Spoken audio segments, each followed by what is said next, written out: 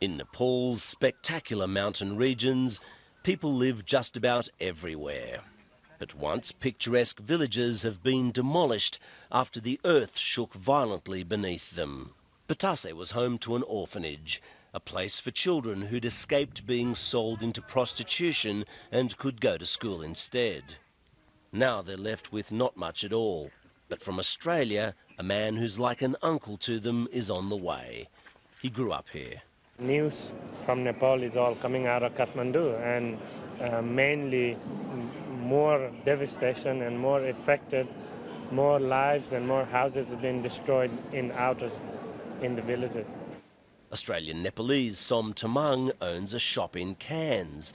As soon as the earthquake hit, he and volunteer Steve Douglas knew where they had to be. We meet them in Kathmandu to travel to the mountains where people they care about are in trouble.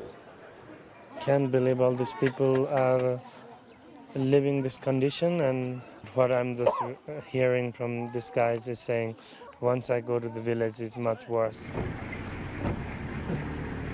As well as using his own money, Som Tamang runs the charity Friends of Himalayan Children. From North Queensland, he and others raise funds for buildings and to hire teachers in Batase. We're driving in the mountains to the north of Kathmandu, and as we get closer to Batase, we're seeing more and more destruction. As well as Som, we've got Steve Douglas in the car with us, who helps out with their charity. So what are you hoping to do up there? Oh, look, we want to assess the village and see where the priority help can be. Or assess the damage. Assess the damage, and you know, there's a lot of devastation out there, so you know, who needs help and how can we help them? That's the main thing. For Som Tamang, this is a tough journey home.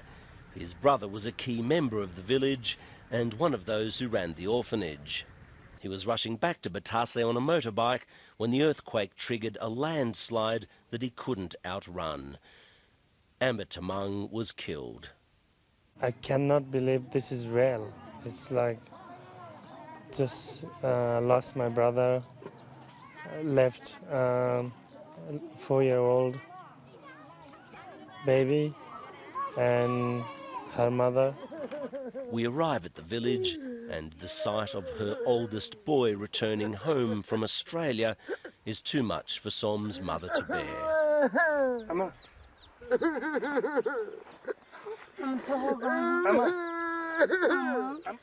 The orphanage is gone, one of her sons is gone, and this woman says she doesn't want to go on living.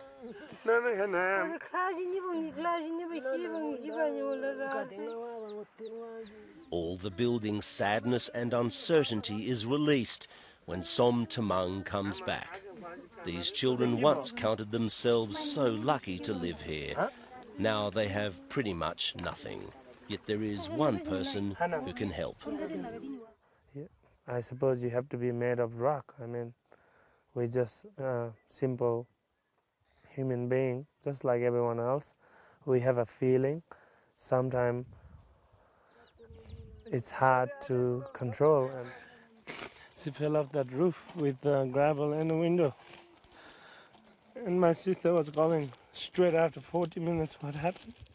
And they were all just around the road out there running, and they were like unstable.